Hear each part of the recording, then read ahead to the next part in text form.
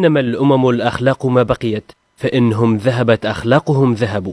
قالها أحمد شوقي ذات زمان، واليوم ربما لم يعد لها معنى، في زمن انحدرت فيه أخلاق مجتمعنا انحدارا مرعبا، وانقلبت المعادلة حتى أصبح قول الحق مخجلا والإجهار بالباطل مفخرا.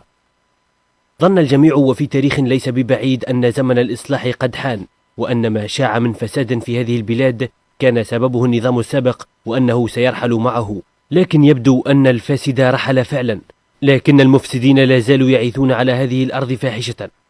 لم يعد للأخلاق مكان في تونس ولا لديار تونسيين حرمات بعدما استبيحت كل الخطوط الحمر للأخلاق في المجتمع.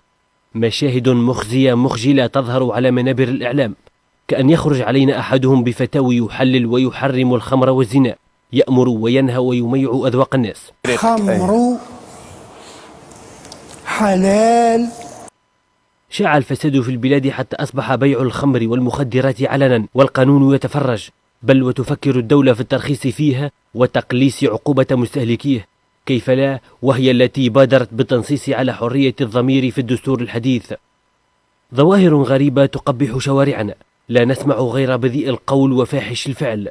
ثقافة الشارع غازت المجتمع، فأصبح الفن ينسب إلى الجاهلين به والثقافة إلى العابثين بها. وقتاش تم افتتاح المسرح البلدي في تونس؟ المسرح البلدي وقتاش بدا المسرح البلدي؟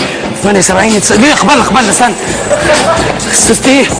خلناها تراكمات سنوات من كبت الحرية زائلة مع بداية بناء الدولة الحديثة ومؤسساتها، لكن نفاجأ حديثا بتقنين الرذيلة وتسيير نشاطها بشكل منظم ضمن منظمات مدنية، جمعية تدافع عن المثليين جنسيا تدخل مجتمعا مسلما كان همه إصلاح نفسه وتحقيق النمو الاقتصادي والرفاه الاجتماعي.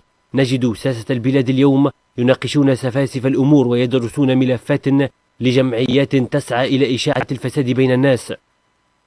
كل ذلك يأتي وسط ذهول مثقفي تونس وساستها الذين أظهروا وقاحة فاضحة في الترحيب بهذه الجمعية، ما يضعنا أمام التساؤل: ما علاقة أحزاب وطنية بهكذا ظواهر؟ ما عنديش حتى مشكل أنه جمعية كما هذه تاخذ الرخصة باش تنشط بصفة قانونية، بالعكس كنت حاضرة معاهم وساندتهم. في المقابل لم نلمس غير مواقف ملساء ناعمة قدت من خيزران، لم تكن لديها الشجاعة بقول ما قاله القرآن ودرء هذه الممارسات. الممارسة هذه مجرمة بالقانون، هو يعمل جمعية يطالب بتغيير القانون يعمل الروح، ولكن هي الممارسة مجرمة بالقانون. ما فماش للحكومة ولا حتى حزب من الأحزاب المحترمة في البلاد مطالبة بتغيير المجال الجزائي. وكان بيان دار الإفتاء التونسية الموقف الرسمي الوحيد الرافض لما أقدمت عليه حكومة الصيد بإجازة نشاط الشواذ في بلادنا.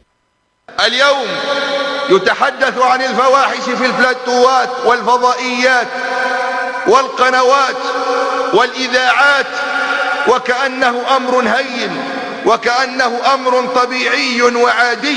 حسبنا الله ونعم الوكيل. إلى أي حالة وصلنا؟ إلى أي حالة وصلنا؟ اليوم يتحدث عن ماذا؟ يتحدث عن المثلية الجنسية. إن الحديث عن مثل هذه المظاهر والآفات على وجه العلن أمر محرم من الأساس، أمر محرم من الأساس. انتشرت مظاهر الفساد في مجتمعنا وشاعت الرذيلة حتى أصبحنا موضع تندر.